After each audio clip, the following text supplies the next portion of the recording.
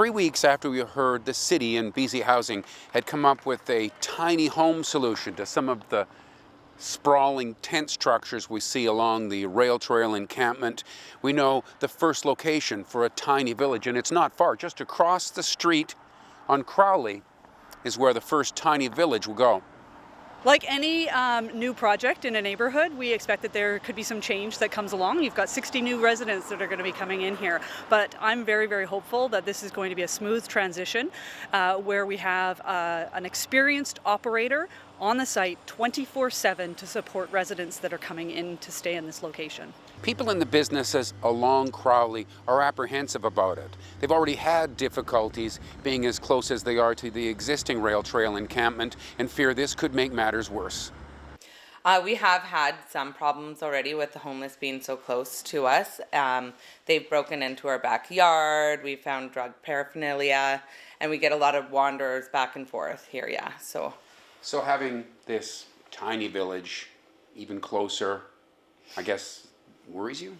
It definitely does. It worries me with the safety of my employees, people coming and going from our business, and also for the security of our products and stuff we keep in the back. I am not worried so much about the homeless people living there. What concerns me as a business owner is how the city plans on maintaining the property and how they're going to help the homeless get through the time in their life where they've got nowhere to live. We all deserve to have a roof over our heads, and we all deserve to have a bathroom. We all deserve dignity in this world, and we are fully in support of the homeless on all ends of that side.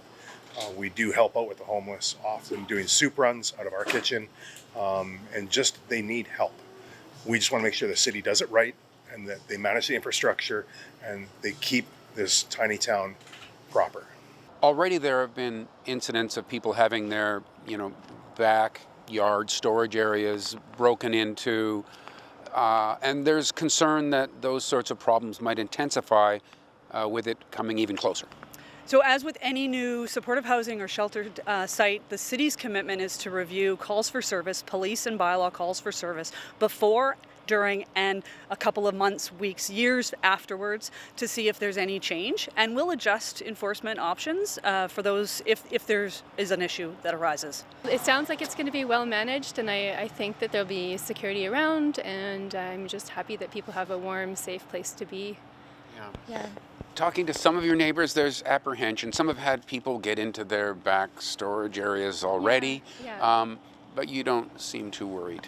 We're already right next to the rail trail, and I think there's going to be a lot more eyes on with it right here next to us, so I don't see there being an increased risk. And I think the more people are safely housed, the less they have reason to create trouble. When I look at the number of people that are currently camping along that strip over to your left right now, and I take 60 out of it, that doesn't really do it all. There's no way that it does it all. We fully recognize that this is just one piece, but just because we can't do it for everything doesn't mean that we shouldn't move ahead. So we are committed to increasing the number of units that we have. This is 60. There's another 60 in terms of a workforce housing style project partnered with the ministry coming up as well.